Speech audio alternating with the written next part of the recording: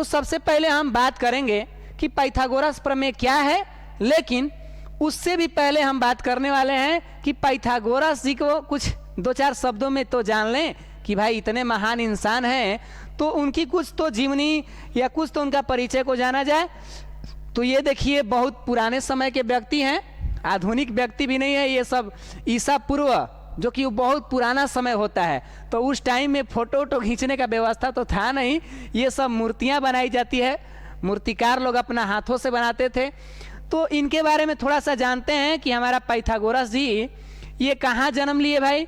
तो देखिए पाइथागोरस जी का जन्म बता रहा है कि लगभग 750 ईसा पूर्व में जो जगह है समोस, समोस मतलब कोई खाने वाला समोसा टाइप का नहीं है, अब भाई पढ़ रहे हैं तो खाने पीने का भी याद आ जाते हैं कभी कभी ना।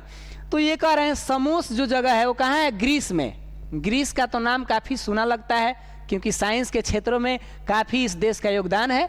तो बताइए ये हमारा पाइथागोरस जी का जो जन्म हुआ है वो कहाँ हुआ है महान, तो 700 कर रहे हैं 570 ईसा पूर्व में। कहाँ पर, समोस में। और ये समोस कहाँ है, तो ये है ग्रीस में। तो ये हम इनकी जन्म को जान लिए। और आगे बात करें कार्य क्षेत्र, ये हमारे पाइथागोरस जी कौन कौन फील्ड में कार्य किए हैं। तो इनका तो सबसे पहले आप देख ही रहे गणित के क्षेत्र में, क्योंकि गणित का तो नाम आ ही रहा है पाइथागोरस प्रमेय में।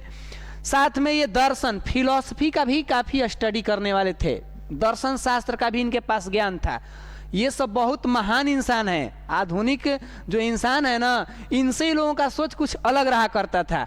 देखिए इनके पास गणित का भी नॉलेज, दर्शन का भी नॉलेज है और रहस्यवाद, ये लोग काफ़ी रहस्यवादी थे। ये लोगों के अंदर ऐसा ज्ञान था कि रहस्य की तरीका से कार्य करता था। तो ये इनका कार्य क्षेत्र रहा है, जो गणित के क्षेत्र में, दर्शन के क्षेत्र में और रहस्यवाद के क्षेत्र में। ठीक है, अब आगे बढ़ते हैं शिक्षा। इन्होंने अपनी पढ़ाई क्या क्या किया और कहाँ से किया। तो देखिए शिक्षा ये गणित से भी किए हुए हैं, अभी तो हम बात ही कर रहे हैं कि गणित तो काफ़ी फेमस है ये। साथ में खगोल विज्ञान, जो तारा, ग्रह, चंद्रमा, सूर्य ये सब जो होते हैं वो सब कौन विज्ञान में आते हैं, खगोल के अंतर्गत हम पढ़ाई करते हैं, यानी एस्ट्रोनॉमी भी बोलते हैं, जो आकाशीय पिंडों का अध्ययन कराता है। ठीक है, साथ में दर्शन शास्त्र, फिलॉसफी, ये तो अपने आप में बहुत महान पढ़ाई होता है। ठीक है, जो कि आगे हम सुनते हैं ना PhD, डॉक्टर ऑफ फिलॉसफी। जो फिलॉसफी होता है ये बहुत बड़ा क्षेत्र होता है, इसका पढ़ाई करना यानी समझ लीजिए एक महानता हासिल करने के बराबर है। तो ये अपनी जो पढ़ाई किए वो कहाँ किए, मिस्र में और बेबीलोन में।